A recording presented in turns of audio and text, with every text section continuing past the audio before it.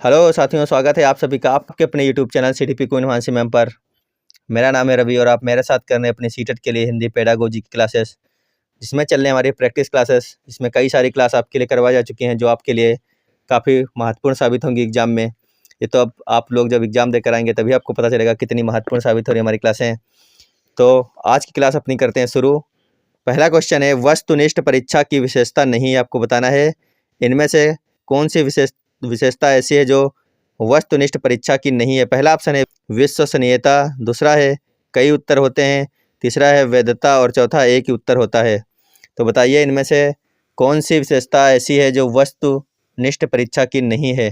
आपको वस्तुनिष्ठ परीक्षा में विश्वास नहीं होता है? बिल्कुल होता है, यानी ये इसका सही है। दूसरा है इसके कई उत्तर होते हैं, कई उत्तर तो इसके नहीं होते हैं, यानी कि इसका यही हो जाएगा।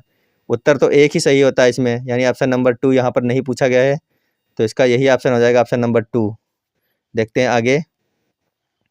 भाषा शिक्षण में मूल्यांकन उपागम का प्रवर्तक है। आपको बताना है कि भाषा शिक्षण में मूल्यांकन उपागम का प्रवर्तक क्या है। पहला है ओरिसन, दूसरा है किलपैट्रिक, तीसरा है बीएस ब्लूम और चौथा है किकपैट्रिक। तो बताइए इनमें से कौन सा ऑप्शन सही हो जाएगा। भाषा शिक्षण में मूल्यांकन उपागम का प्रवर्तक है, बताइए क्या हो जाएगा। इसका हो जाएगा ऑप्शन नंबर 3, क्या हो जाएगा, बीएस ब्लूम। आगे देखते हैं।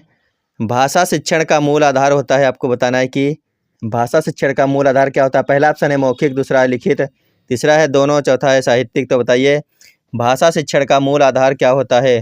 सभी लोग इसका आंसर करेंगे। भाषा शिक्षण का मूल आधार क्या हो जाएगा। क्वेश्चन नंबर 3 का आंसर कीजिए सभी लोग। इसका हो जाएगा ऑप्शन नंबर 3, क्या होते हैं, मौखिक और लिखित दोनों ही भाषा शिक्षण के मूल आधार होते हैं। ऑप्शन नंबर 3 बिल्कुल सही है। मौखिक कैसे होता है, जब हम परस्पर आमने सामने बैठकर कोई बात करते हैं तो ये हो गया भाषा शिक्षण का मौखिक आधार। लिखित आधार हो गया जब कोई व्यक्ति हमसे दूर हो और हमें कोई सूचना उसको लिख कर देनी पड़े पत्र के माध्यम से, तो ये हो गया मौखिक और लिखित दोनों प्रकार का। आगे चलते हैं। भाषा अधिगम के कारक होते हैं, तो बताइए भाषा अधिगम के कारक कौन से होते हैं। पहला ऑप्शन है भाषा विज्ञान, दूसरा है व्याकरण, तीसरा है भाषा कौशल, चौथा ऑप्शन है सभी। तो भाषा अधिगम के कारक इनमें से कौन हो सकते हैं, आपको ये बताना है। भाषा विज्ञान, व्याकरण और भाषा कौशल, यानी ये तीनों ही सही हैं। इसका हो जाएगा ऑप्शन नंबर 4 बिल्कुल सही। क्या हो जाएगा, ऑप्शन नंबर 4। आगे देखते हैं। आगमन विधि निम्न में से किस शिक्षण सूत्र पर आधारित है। बताइए कि आगमन विधि किस शिक्षण सूत्र पर आधारित है। पहला है उदाहरण से नियम की ओर, पहला ही ऑप्शन इसका बिल्कुल सही है। आगमन विधि कैसी होती है, उदाहरण से नियम की ओर हमेशा चलती है। और अगर आपको दिया हो निगमन विधि तो हो जाएगा ऑप्शन नंबर 3 इसका। क्या हो जाएगा, नियम से उदाहरण की ओर चलने वाली विधि होती है निगमन विधि। कौन सी होती है, निगमन विधि कैसी होती है, जो चलती है नियम से उदाहरण की ओर, और आगमन विधि होती है जो चलती है उदाहरण से नियम की ओर, यानी इसका हो जाएगा ऑप्शन नंबर 1 बिल्कुल सही। आगे देखते हैं। अगला क्वेश्चन है, शिक्षक पहले उच्चारण करता जाता है तथा छात्र बाद में उन्हीं शब्दों का उच्चारण करते हैं, या विधि कैसी है आपको बताना। व्याख्या विधि है, ध्वन्यात्मक विधि है, या फिर अनुकरण विधि है, या फिर इनमें से कोई भी नहीं आपको बताना है। शिक्षक पहले उच्चारण करता जाता है और छात्र बाद में उन्हीं शब्दों का उच्चारण करते हैं। तो बताइए ये किस प्रकार की विधि है। क्वेश्चन नंबर 6 का हो जाएगा ऑप्शन नंबर 3, ये विधि है अनुकरण। बच्चे क्या कर रहे हैं, टीचर का अनुकरण कर रहे हैं। ऑप्शन नंबर 3 बिल्कुल सही हो जाएगा। आगे देखते हैं। निम्न में से खेल विधि नहीं है, आपको बताना है इनमें से कौन सी विधि खेल विधि नहीं है। क्वेश्चन नंबर 7 का सभी लोग आंसर कीजिए। कौन सी विधि ऐसी है जो खेल विधि नहीं है। तो इसका हो जाएगा ऑप्शन नंबर 1, क्या हो जाएगा, व्याख्या विधि जो है ये खेल विधि नहीं है। ऑप्शन नंबर 1 इसका बिल्कुल सही आंसर हो जाएगा।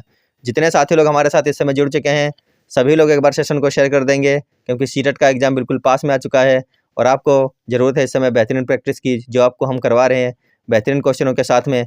तो एक बार सभी के पास में सेशन को शेयर कीजिए, उसके बाद चलते हैं अगले क्वेश्चन पर। और जो लोग नए जुड़ रहे हैं चैनल पर वो लोग सभी लोग चैनल को सब्सक्राइब कर लेंगे और वीडियो को लाइक कर लीजिए सभी लोग एक बार, और सभी के पास में सेशन को शेयर कर दीजिए। फिर चलते हैं अगले क्वेश्चन पर। सेशन को शेयर करें, जल्दी जल्दी जोड़िए सभी लोगों को।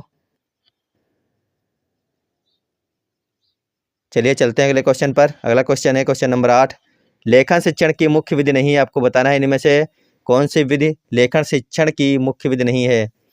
लेखन शिक्षण की कौन सी मुख्य विधि नहीं होगी, आप जल्दी जल्दी से बताइए इनमें से। तुरंत आंसर किया कीजिए, क्योंकि अब समझ लीजिए आप एग्जाम में ही बैठे हैं, क्योंकि एग्जाम बिल्कुल पास है, अब पढ़ने का कोई टाइम बचा नहीं है आपके पास में। जैसे ही आंसर है, अगर आपको पता है तुरंत आंसर कीजिए। क्वेश्चन को देखते ही देखते इसका हो जाएगा ऑप्शन नंबर 2 क्या हो जाएगा, व्याख्या विधि जो है ये लेखन शिक्षण की मुख्य विधि नहीं है। आगे देखते हैं, अगला क्वेश्चन है, भाषा शिक्षण में शुद्ध उच्चारण के लिए किसका उपयोग किया जाता है। बताइए, भाषा शिक्षण में शुद्ध उच्चारण के लिए किसका प्रयोग किया जाता है। आंसर बताइए सभी लोग, इसका क्या हो जाएगा। क्वेश्चन नंबर 9 का बताइए क्या हो जाएगा।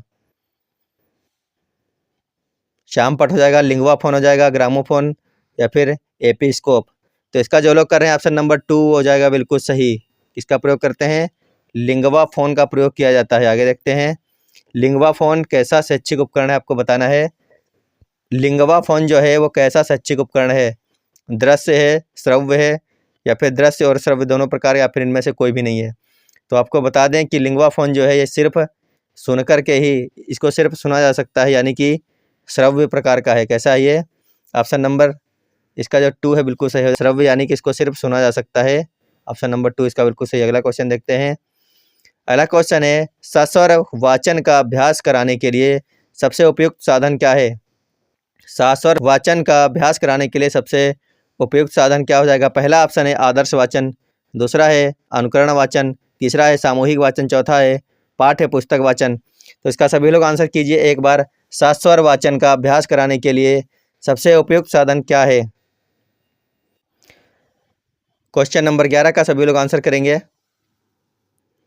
तो इसका हो जाएगा ऑप्शन नंबर 1 यानी ए, आदर्श वाचन हो जाएगा। क्या हो जाएगा, आदर्श वाचन। देखते हैं अगला क्वेश्चन। अगला क्वेश्चन है, मौन वाचन कब शुरू करना चाहिए। मौन वाचन कब शुरू करना चाहिए, तीसरी कक्षा से, चौथी कक्षा से, छठी कक्षा से, आगे 7वीं 8वीं 9वीं कक्षा भी हो सकता है, कुछ भी हो सकता है, ऑप्शन में है। तो बताइए मौन वाचन कब शुरू करना चाहिए। क्वेश्चन नंबर 12 का आंसर करेंगे सभी लोग। जितने भी लोग नए जुड़ रहे हैं चैनल को सब्सक्राइब कर लीजिए सभी लोग, बाकी सभी लोग वीडियो को लाइक कर लें, और अगर इच्छा हो तो एक बार सेशन को शेयर कर दीजिए सभी के पास में जल्दी से।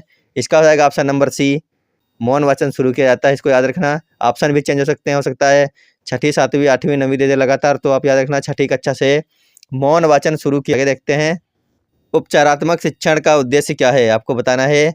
उपचारात्मक शिक्षण का उद्देश्य क्या हो जाएगा। पहला ऑप्शन है छात्रों की त्रुटियों का पता लगाना, दूसरा है विषय के प्रति रुचि उत्पन्न करना, तीसरा है छात्रों का पिछड़ापन दूर करना, चौथा है छात्रों की प्रगति का ज्ञान प्राप्त करना। तो बताइए उपचारात्मक शिक्षण का उद्देश्य क्या हो जाएगा। क्वेश्चन नंबर 13 का सभी लोग आंसर करेंगे। उपचारात्मक शिक्षण का उद्देश्य होता है छात्रों का पिछड़ापन दूर कर उन्हें क्या करना, समृद्ध बनाना, यानी ऑप्शन नंबर सी बिल्कुल सही हो जाएगा। क्वेश्चन है, गद्य शिक्षण की मुख्य विधि क्या है, आपको बताना है। गद्य शिक्षण की मुख्य विधि क्या है, ऑप्शन देखिए और आंसर कीजिए आप लोग। पहला दिया है उद्बोधन विधि, दूसरा है प्रवचन विधि, तीसरा है स्पष्टीकरण विधि, चौथा है उपयुक्त सभी। क्वेश्चन नंबर 14 का जो लोग सेलेक्ट कर रहे हैं ऑप्शन नंबर 4 उनका हो जाएगा बिल्कुल सही। तीनों ही ऑप्शन इसके बिल्कुल सही हैं, यानी इसका ऑप्शन नंबर डी बिल्कुल यानी 4 सही है। अगला क्वेश्चन देखते हैं, इकाई पाठ योजना के प्रवर्तक कौन है, आपको बताना है। इकाई पाठ योजना के प्रवर्तक कौन है, ऑप्शन देखिए और आंसर कीजिए। पहला है किलपैट्रिक, दूसरा है मॉरिसन, और तीसरा है ब्लूम, चौथा है डेविस। तो आपको बताना है इनमें से कौन ऐसा है जो इकाई पाठ योजना के प्रवर्तक हैं। क्वेश्चन नंबर 15 का जो लोग कर रहे हैं ऑप्शन नंबर 2 उनका सबका बिल्कुल सही, मॉरिसन बिल्कुल सही आंसर इसका हो जाएगा।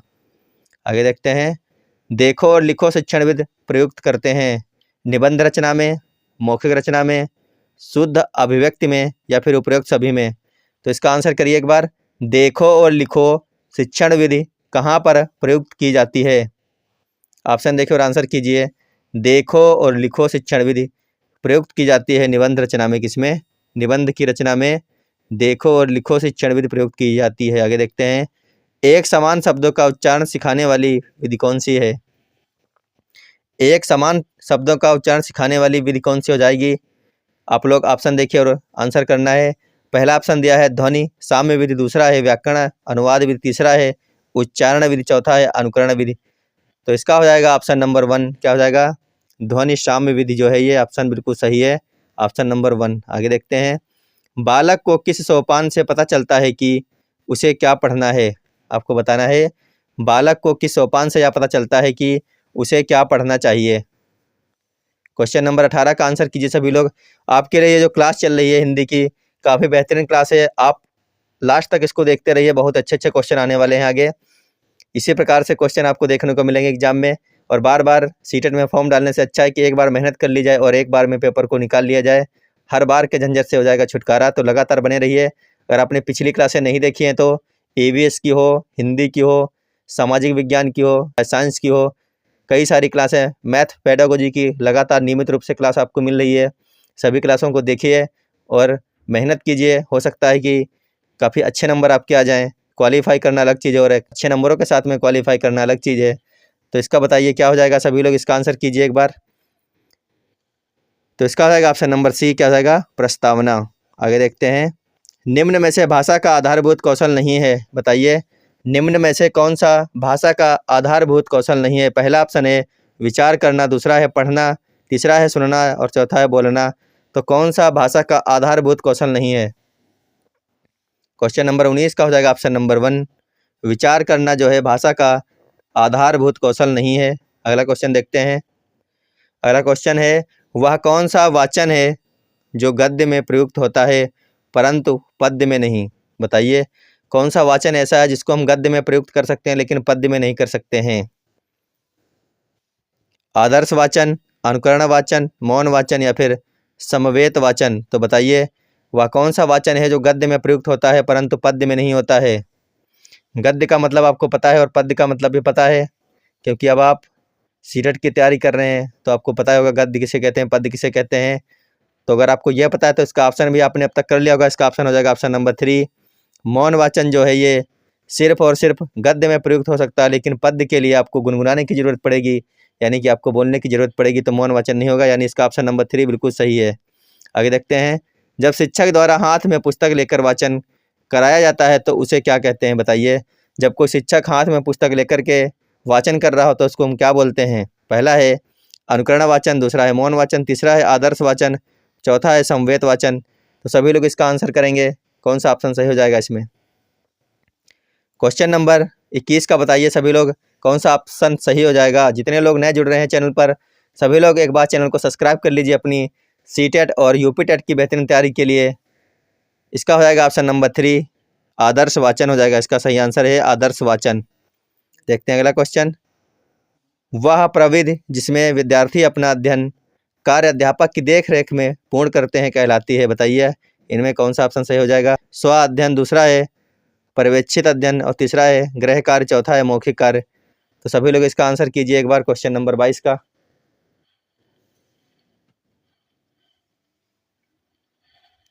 तो इसका हो जाएगा ऑप्शन नंबर 2, क्या हो जाएगा, पर्यवेक्षित अध्ययन जो है ये बिल्कुल सही आंसर हो जाएगा। इसका ऑप्शन नंबर 2 इसका बिल्कुल सही आंसर। देखते हैं अगला क्वेश्चन। अगला क्वेश्चन है सूक्ष्म से स्थूल की ओर शिक्षण सूत्र की पालना किस विधि में स्पष्ट दिखाई देती है। तो काफ़ी अच्छा क्वेश्चन है, इंपॉर्टेंट रहने वाला क्वेश्चन, कि सूक्ष्म से स्थूल की ओर शिक्षण सूत्र की पालना किस विधि में स्पष्ट दिखाई देती है। पहला ऑप्शन है आगमन विधि, दूसरा है निगमन विधि, तीसरा है पर्यवेक्षण विधि और चौथा है व्याख्या विधि। तो आपको बताना है कि सूक्ष्म से स्थूल की ओर कौन सा ऑप्शन सही हो जाएगा इसमें। सूक्ष्म से अगर स्थूल की ओर दिया है तो यहाँ पर हो जाएगा ऑप्शन नंबर 2 यानी कि निगमन विधि हो जाएगा। और अगर यहाँ पर उल्टा कर दे, अगर यहाँ पर लिखा होता स्थूल से सूक्ष्म की ओर, उल्टा अगर बोल देता तो वहाँ पर हो जाता आगमन विधि। क्या हो जाता, आगमन की विधि। अगर दिया होता प्रायोगिक या प्रयोगशाला विधि कौन सी होती है तो वो कौन सी विधि होती है, आगमन की विधि होती है, प्रयोगशाला की विधि, याद रखना। आगे देखते हैं। अगला क्वेश्चन है प्रयोगशाला में कार्य करते समय विद्यार्थी किस विधि का अनुसरण करता है। अभी हमने बताया कि प्रयोगशाला की विधि कौन सी होती है, उसका नाम होता है आगमन विधि। कौन सा होता है, आगमन विधि। यानी इसका हो जाएगा ऑप्शन नंबर 3, प्रयोगशाला में कार्य करते समय विद्यार्थी आगमन विधि का अनुसरण करता है। ऑप्शन नंबर 3 बिल्कुल सही है यहाँ पर। देखते हैं अगला क्वेश्चन। अगला क्वेश्चन है प्राथमिक स्तर पर हिंदी शिक्षण का महत्व क्या है, आपको बताना है। पहला ऑप्शन है सांस्कृतिक, दूसरा है मानसिक, तीसरा है व्यवहारिक, चौथा ऑप्शन है आध्यात्मिक। तो इसका आंसर कीजिए सभी लोग एक बार, प्राथमिक स्तर पर हिंदी शिक्षण का महत्व क्या है। क्वेश्चन नंबर 25 का सभी लोग आंसर करेंगे, प्राथमिक स्तर पर हिंदी शिक्षण का क्या महत्व है। तो जो लोग कर रहे हैं इसका ऑप्शन नंबर 3 उनका सबका बिल्कुल सही।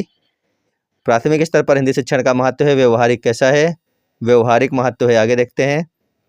क्वेश्चन है, प्राथमिक स्तर पर हिंदी भाषा शिक्षण के लिए सबसे अधिक महत्वपूर्ण क्या है, आपको बताना है। पहला ऑप्शन है पाठ्य पुस्तक, दूसरा है भाषा प्रयोग के अवसर, तीसरा है उच्च स्तरीय तकनीकी यंत्र और चौथा ऑप्शन है व्याकरणिक नियमों का स्मरण। यानी आपको अब बताना है इनमें से कौन सा ऑप्शन सही हो जाएगा क्वेश्चन नंबर 26 का।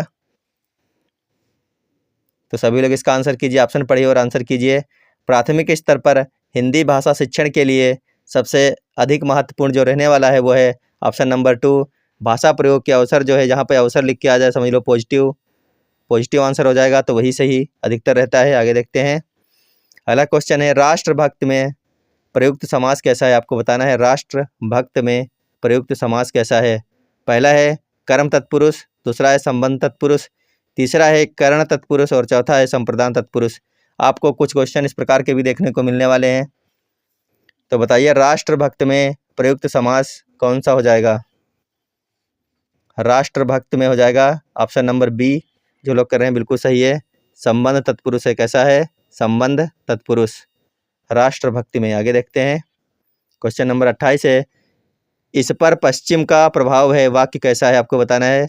संबंधवाचक है, विधानवाचक है, प्रश्नवाचक है या फिर संदेहवाचक है। इस पर पश्चिम का प्रभाव है वाक्य कैसा है, आपको यह बताना है। क्वेश्चन नंबर 28 का सभी लोग आंसर कीजिए एक बार।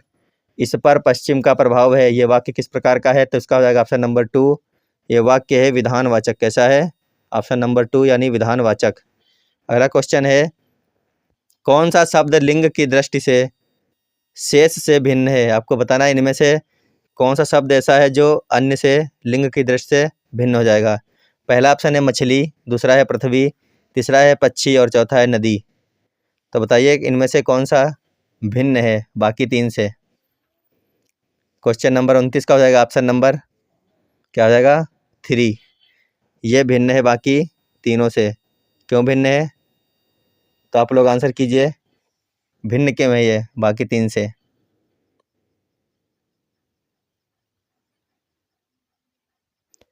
देखते हैं अगला क्वेश्चन। कमेंट बॉक्स में बताना कि पक्षी बाकी तीनों से किस प्रकार से भिन्न है, आपको ये बताना है कमेंट बॉक्स में। क्वेश्चन नंबर 29 का आंसर करना है सभी को। आगे देखते हैं। जीवनदायिनी का विलोम है, आपको बताना है जीवनदायिनी का विलोम शब्द क्या हो जाएगा। ऑप्शन देखिए, पहला है प्राणघातिनी, दूसरा है आजीवनदायिनी, तीसरा है प्राणात्मक वाहिनी और चौथा है जीव प्रदायिनी। तो बताइए जीवनदायिनी का विलोम क्या हो जाएगा। क्वेश्चन नंबर 30 का आंसर कीजिए, जीवनदायिनी का विलोम शब्द क्या हो जाएगा। तो जो लोग कर रहे हैं इसका ऑप्शन नंबर 1 उनका हो जाएगा बिल्कुल सही। क्या हो जाएगा, प्राणघातिनी होता है जीवनदायिनी का विलोम शब्द। तो आप लोग बताना कमेंट बॉक्स में आज की 30 क्वेश्चन कराए गए आपको हैं, उनमें से आपके कितने क्वेश्चन सही निकले हैं, जिससे आपको पता चल सकता है कि आपकी तैयारी कैसी चल रही है। और आप लोग 8 बजे वाली क्लास ज़रूर देखना, काफ़ी ज़्यादा इंपॉर्टेंट रहने वाली हैं सारी की सारी क्लासें आपके लिए। तो आपको लगातार 6 बजे से लेकर के रात के 10 बजे तक सभी क्लासें मिल रही हैं। शाम को 6 बजे आपको मिलती है EVS की थ्योरी की क्लास और 7 बजे होती है मैथ्स की और 8 बजे होती है हिंदी की। 9 बजे फिर से आपको मिलेगी EVS की प्रैक्टिस की क्लास और 10 बजे आपकी होती है CDP की क्लास। तो आप सभी क्लासों को देखिए, लगातार हमारे साथ बने रहिए 6 बजे से लेकर के रात के 10 बजे तक। धन्यवाद।